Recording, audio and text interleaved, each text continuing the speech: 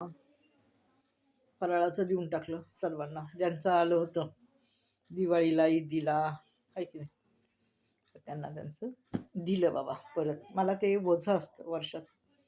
लोक म्हणतील बाबा बघा ह्यांचा वर्षातून एकदा सण, आणि हे कोणाला काय द्यायला नको म्हणून निघून गेले दुसऱ्यांच्या घरी, नाही का. असं नको. मी किती वर्ष झालं आम्ही इथे राहतो, असं आम्ही कधीच नाही. काही असलं तरी थोडं ना थोडं त्यांचं त्यांना परत आपल्या सणाला देऊन टाकायचं. ही पद्धत आहे, रीत आहे, हो की. आणि शेजारी राहणं म्हणजे देणं घेणं आलंच सणासुदीला, हो की नाही. तरच सण वाटतो. नाही तर आपणच करा आणि आपणच खा, त्यात काय फायदा आहे, हो की नाही. तर असं असतं सणाचं महत्त्व.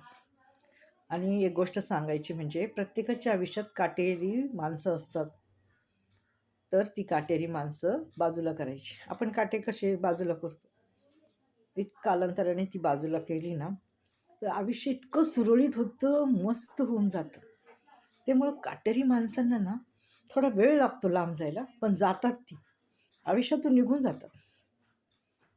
लक्षात ठेवा, तुमच्या पण आयुष्यात असतील ना, कालांतराने ती निघून जातील आणि तुमची वाट अशी मोकळी होईल.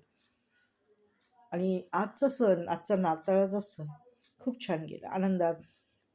म्हणजे माझ्या डोक्याला खूप शांतता होती आणि समाधानाने मी सर्व गोष्टी केल्या, माहिती का. ह्यातच मला खूप आनंद आहे. किरकिर नाही, काही नाही, काही नाही, राग नाही, लोभ नाही. तुम्ही तुमच्या घरी सोन्याचा घास खा, आम्ही आमच्या घरी चटणी भाकर खाऊ, पण आनंदाने राहू. तुम्ही पण आनंदाने. माझं एक नेहमी वाक्य असायचं बघा, तुम्हाला आठवत असेल, तुम्ही पण आनंदाने राहा आणि दुसऱ्यांना पण आनंदाने राहू द्या, मध्ये विघ्न आणू नका.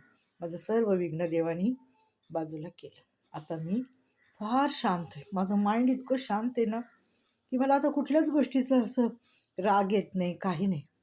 आज दिवसभर मी इतकी छान आणि चांगला दिवस गेला माझा. सारा गौरव मी प्रभू येशूला देते, त्याला थँक्यू म्हणते.